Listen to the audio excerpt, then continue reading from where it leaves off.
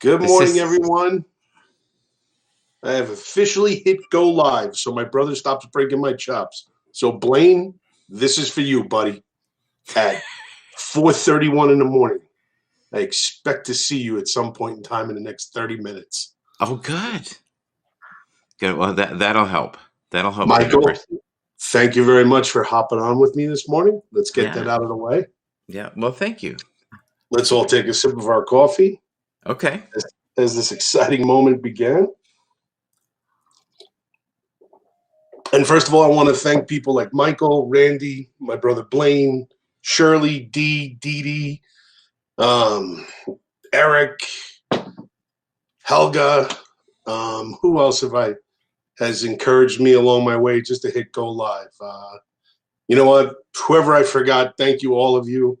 This is my first broadcast. I have no clue what I'm doing, but You're I doing did great. promise myself I would do it. Yeah. And here we go. Unlike my brother, who I love dearly, who loves to clown around. Good morning, Dina. Yay. Oh, Louise, right? Good morning, Louise. She's not here yet, but Louise Debbie Mack. encouraged me. Debbie, good morning. Yes. There you go. We're going to try to do some positive stuff in the morning. We're going to talk about whatever anybody wants to talk about. Your opinions are all valued in my little neck of the world. And the only thing I ask is that we be nice. And if you Good. troll anyone, I'll kick you. I learned how to do that first. Yeah. Okay. Yeah. What if it's someone like Frasier and they do memes? They do these things where you're half naked. And the But Frasier comes from a place of love. Trolls are mean people. Yeah. So Okay. I am looking to create a place of safety, a place of love, a place where people can express their opinions and not feel threatened. But you hold that space. That's who you are. Yeah. No, Yeah, that is one of my goals. And if we talk about life, recovery, family, wherever we go, we go. Do you mind if I ask you a few questions to just get you rolling? Yeah, come on, fire away. Okay, so what was the initial tug to make you wanna broadcast on your own? What was the yearning? So the yearning for me, good morning, Frasier, was I watched everybody. And I spent months of watching people, thinking about broadcasting, talking. I ran across you. All right. I ran across Eric. And I'm like, this is the group where I want to be. I want to be talking positively. I want to, get in an encouraging environment, search for our inner light, for the lack of better words. And I Frasier's the best. He totally derailed me in 30 seconds. But you know what? I wanted to do it in a place where people could feel safe. Right. I wanted to be part of a big, happy family. So a community, basically. That's what you're building.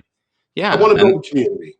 And it doesn't have to revolve around recovery. I mean, just so everyone knows, I've been sober for 25 plus years.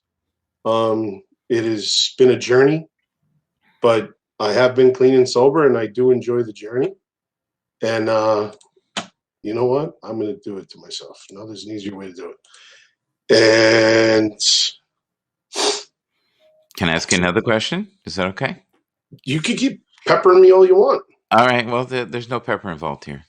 We're not making stew. That's good. But so for you, when did it hit what you felt like rock bottom, where you had to change? Because you want to talk a little bit about. Oh God, you got Frasier here. Oh Lord, help us. No, I definitely brought Frasier in. I haven't seen Frasier in a while. Craziness is in the house. So yeah. Well, when did I hit rock bottom? So for me, rock bottom was actually a very bad place. I had been, I had gotten sober the first time. I OD'd when I was 21. Oh, wow. So I had gotten sober and clean for a couple years, and I thought I could start drinking again. So I started drinking again. One night I was drunk. Next thing you know, I'm doing drugs again. So when I was 27, I was living in an apartment on 3rd Avenue in between 2nd and 3rd Street in New York City. And I woke up cleaning my gun. And when I say woke up, I mean I came out of a blackout.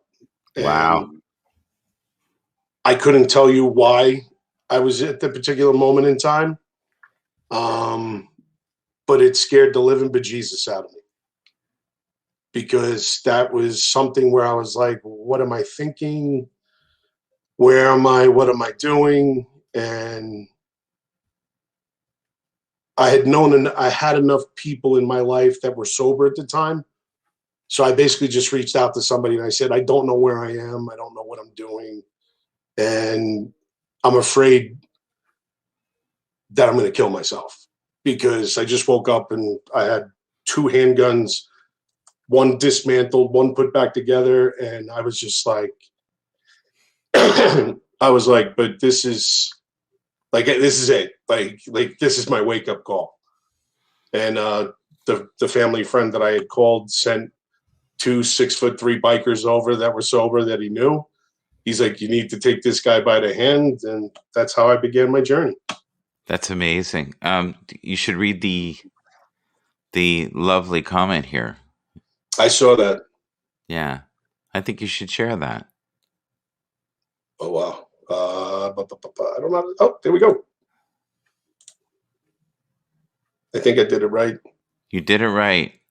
I think this is great that you're sharing, right? Because I'm at this point in life, I'm too old not to talk honestly about the journey.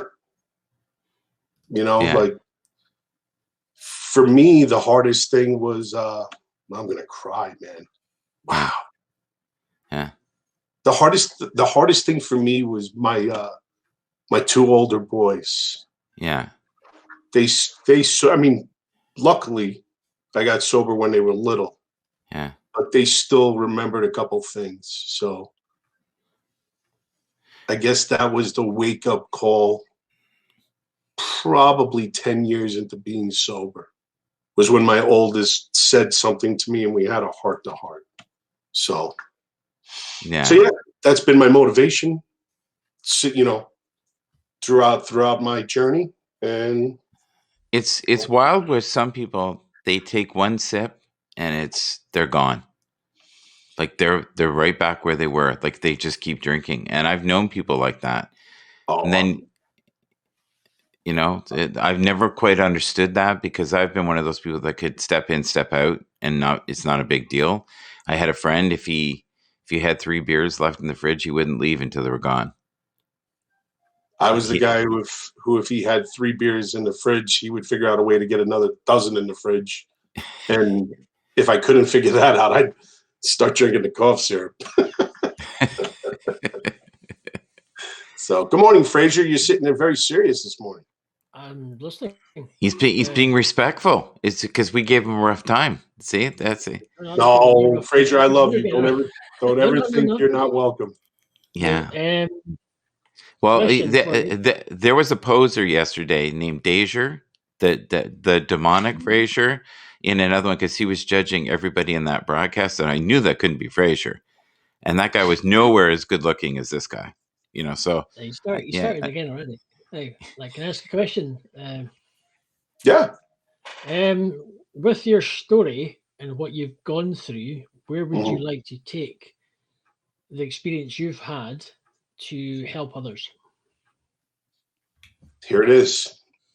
I hit go live. I'm going to be the guinea pig because I haven't found anybody necessarily talking about this stuff. I've seen people talking about positive stuff. I've seen people talking about strengthening their spiritual side, but I haven't seen anybody throw the fastball right at recovery. So no, I agree, and it needs to be done. So I'm grabbing the baseball and I'm throwing it right down the middle, and we're going to see where it goes. So how about you obviously want to help people who have been through or going through or been through a similar situation to what you've gone through. How about starting with maybe connecting with people on podcasts and interviewing and even start your own podcast, and that means you can develop your good grief. Tab. What about developing a podcast or even being on somebody's podcast to get your story out there, potentially looking at simple goals of maybe writing a book or something to encourage, to help being able to get your message across to people to inspire others with what, basically. So this picture that's here that I put up, that to me is like going down the path of recovery. And if you look, you have people with you, helping you along the way. That is the journey. And that you're not alone. And there's a vortex around you that maybe isn't the easiest part of it, but you just have to trust the light. And that's what you're doing today. And I really admire you, because this is for someone who's brave. I don't think the average person would do this. I think recovery in itself is tough, but talking about it, and there's a need, because to me, it's like having a mat that you had and you lift it up and there's all this kind of ugly stuff under it, but you never really looked under the mat before. Well, like I said, I don't think, first of all, Dina, thank you very much. Appreciate the award. I do want to acknowledge people who support me, so thank you. For me, so I'll answer Fraser's question and I'll take yours. For me, I lifted that mat up about 5 years into being clean. And when I say I lifted it up, I probably yanked it out from under my own feet and threw it out in the middle of the street so everybody could see what it really was and who I really was and where I wanted to go and what I needed to do to get there. And that's the hardest thing about recovery, is taking that long look at your true self. And I don't mean that in a negative way. I mean that in a positive way, because the journey you took is the person you are today, no matter what it was. Could be your life was great and you're in a great place now. Could be your life was rough and you're in a great place now. Could be your life was rough and it's still rough. But acceptance is, we were talking about this yesterday. I think it was yesterday or maybe the day before. You have to accept where you are so that you can become the true you. Because when you fight it and when you push back on it, there's just no way to become successful. So, Fraser, the answer to you is I share with everyone that asks me questions at this point in my life. Now, could I have done it when I was first sober at 27, 28? No shot. I didn't even know who I was at that point in time. I was some 13-year-old kid trapped in a 27-year-old body. And that is the one thing people don't understand about drug addicts, any type of addiction. You stop growing, you stop maturing, you become stagnant in life. Thank you, Mindful Mike. Thank you, Deanna. So I don't know if that makes sense to you guys. So yes, Fraser, I would share with anybody on a podcast, anywhere. I would do anything to encourage people's struggle and journey in life. Okay. Well, happy to help you out in that direction, directing you to people that could be on people's podcasts and share your story if you're interested. Definitely. We'll have to get together. I know you mentioned it like last month briefly, but yeah, no, definitely interested. I can hook you up with many people. I think you'd be encouraged by people I know who have got great podcasts who'd be interested in hearing your story and helping you develop. No, absolutely. Oh, I need to learn that trick, Michael. Oh, I got a few, man. I got a few. No, Fraser, whenever you want to, we'll reach out. I'll have to I'll have to give you my email when we're offline. Yeah, just connect with me or connect with me on Facebook or whatever you want to do, and happily and I can hook up with some people. Okay. I can interview you. Can interview you on other people. Get you on other people's podcasts and get your story out there and just to help you. I'll connect you with people, and then you can take it from there and see where it takes you in your own journey. Oh, Mystic, people are just, it's because they don't understand. I'll answer that question. People don't understand the struggles people go through. So they just want to try to tear them down. They don't understand the lengths you have to go to build yourself back up. It all depends. I wonder where she shared it. So you said it was a mistake to share. So I wonder why it was a mistake to share. Unless you just picked maybe it was just the wrong time. Well, sometimes people are just very sensitive, buddy. What? And No, and they get any question. form of pushback, it's hard, right? No, I know. I'm just asking a question. That's all I'm asking. So I can't take it. I'm asking a simple question. I'm not being. I know people can be mean. I understand. I'm asking a question. Yes, it's horrible. So I'm wondering maybe there's a. Does she want to come up and tell us about it, or you're not camera ready? We can, I don't know. Are you open to that? Yeah, it's your show. It's your show. I have a tendency to take things over, so just be careful. No, you're fine. Oh no. So mindful, my Periscope was the problem. Haps is much more respectful. Oh, okay. Right. So Periscope was the problem, right? Okay, got you. So I guess mindful Mike had heard her share. So what I've learned, and I mean this took years of dealing with talking about my sobriety, talking about my addiction, was that you have to have thick skin, and you have to not care how people react to you. Like you have to want to share because you want to get your story out there. You want to get your feelings out there, and you need to not worry about whatever people are going to push back on you. I don't know if that makes any sense. I think it does. I think the message is more important than a few naysayers. Correct. I think that's what you're saying, and you've got to look at the greater good.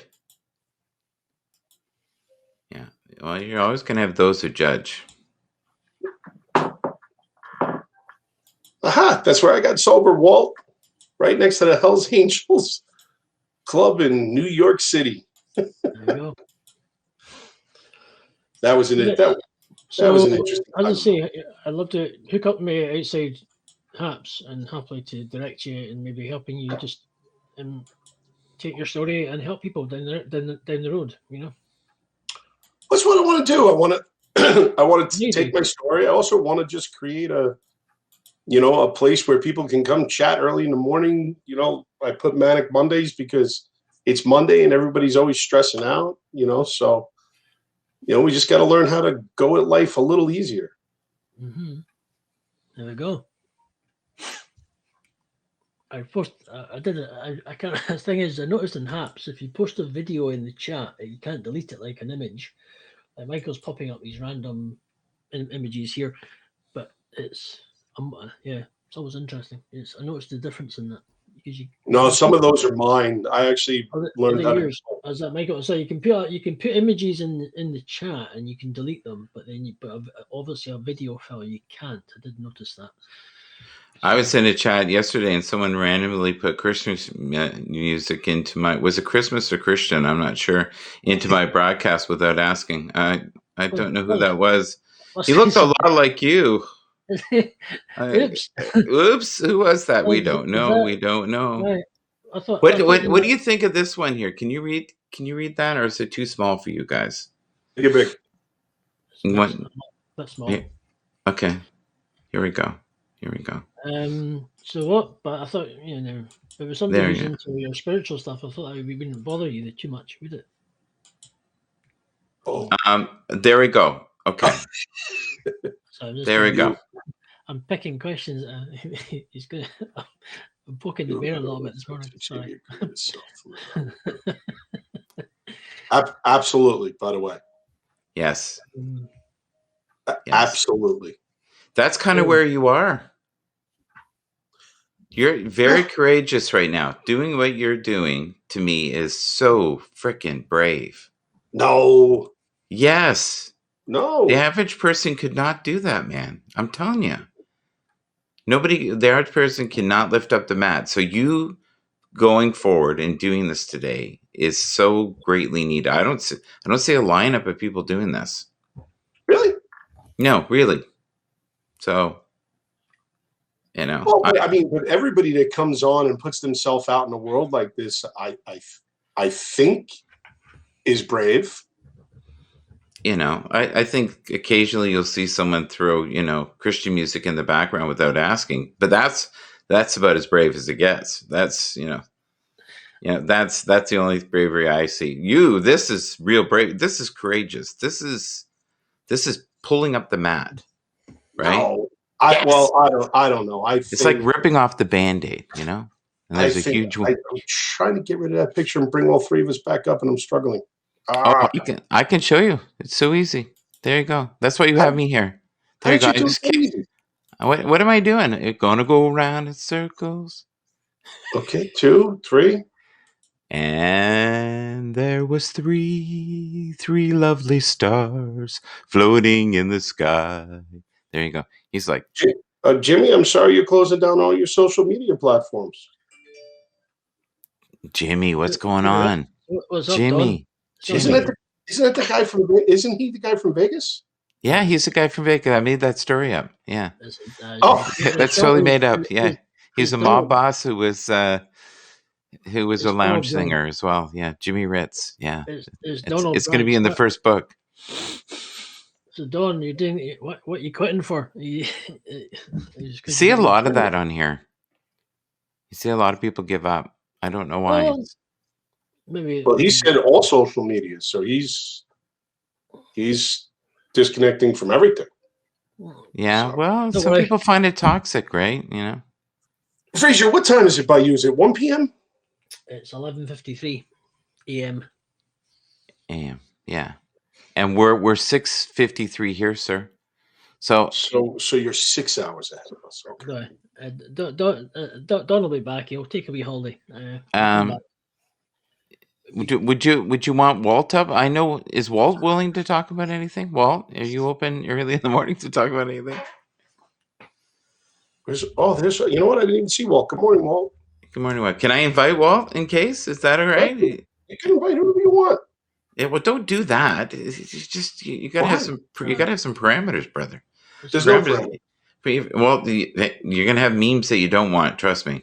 This is a safe place. There's no parameters. Walt's busy working. Okay, well, I put it there just in case he changes his mind. So, what government intrusion have you got on your social media? Cow, right? That statement just scared me. How come you always attract the government intrusion, Don? It's not like anybody else seems to attract it. Is it just maybe you? Maybe you just. All right, let's put this one up here as well because you wanted it up there. This is one of yours. Oh, I just loaded it in there in case you wanted it. What is that? No. My logo, my ego one. Yeah, let's talk. I like this one, so we're gonna make that full screen. Yeah. Go ahead, Michael. You can read that one.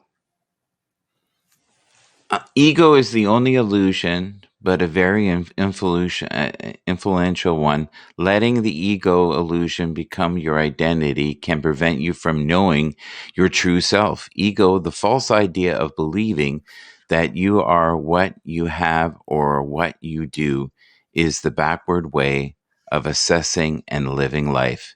Mr. Dr. Wayne Dyer. Yes, indeed. But you know what I like here most of this? The false idea. Because the ego is one of these things that is forever fed. So let's say you had 7 houses like Fraser, right? And you got 7 cars, and then you got to maintain that. And you got 14 wives. It's a lot of work. It's a lot of energy. you know, and then you think to yourself, my God, there isn't enough vitamins in the world to keep me going. But you could have kept it simple, right? Yeah. So actually, Fraser, what are your gyms getting ready to open back up? We're starting to open up again. Well, in England, potentially around about the 12th of April. In Scotland, I'm hoping she gets leaned on or probably end of April. So I'm kind of like a bit bored that I can't go. There's no gym, so desperate to go and get a good workout, because it's a nice, good mental break when you go to the gym, because it's you can just work out at your pace, and it's just quite relaxing. It's good sort of good for your mental health. Just a good wee sort of breakaway. If Fraser, you and I are friends, right? I hate Right, you. we're friends. Absolutely hate you. I've got a voodoo doll with Michael, and I'm okay. Well, no, we're friends. I don't think you should ever use mental break in a conversation. Whoa! Where'd what I just do? Here we go. Sorry. Gonna go around in circles. Gonna fly high like a bird up in the sky. Sorry, say it again, Michael. Stop. What were you saying about regarding? All right. You should never say mental and break together. Why?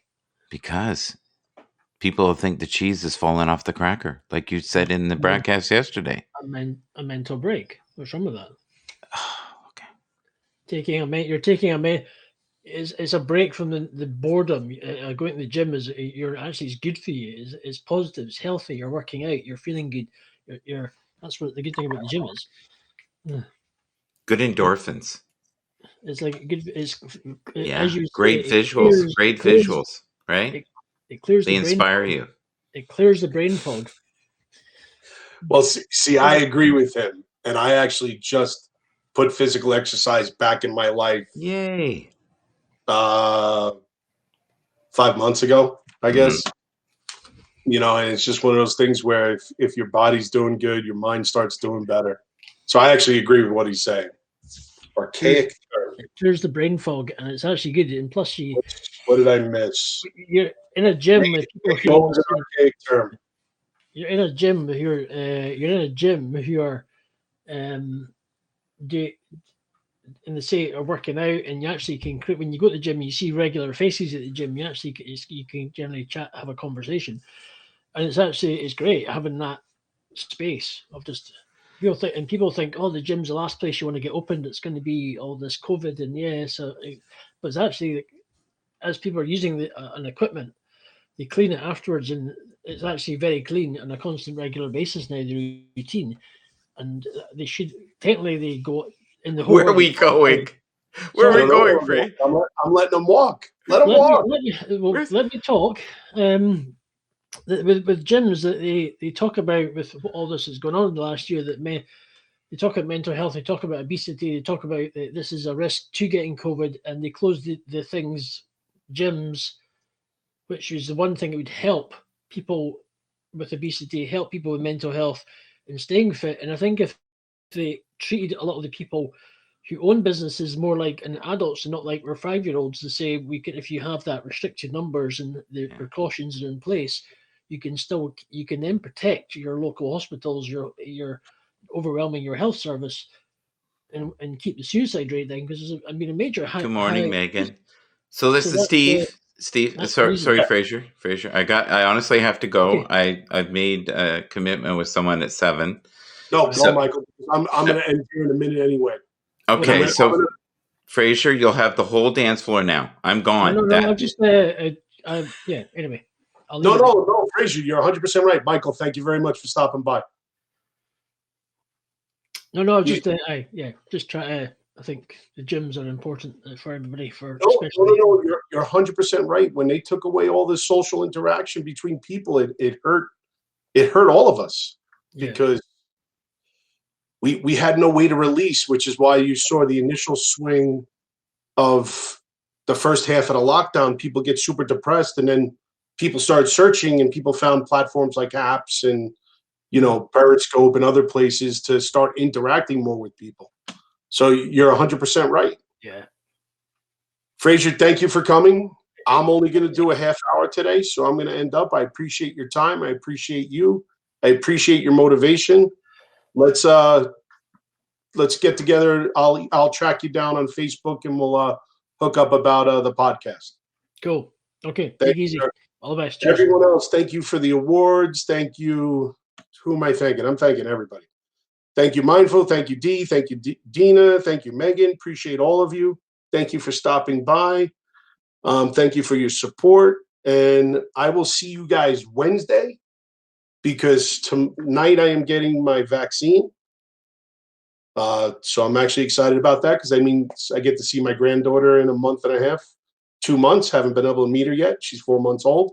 So I will not be on tomorrow, but I will be back on Wednesday morning, same time. Everyone have a great day.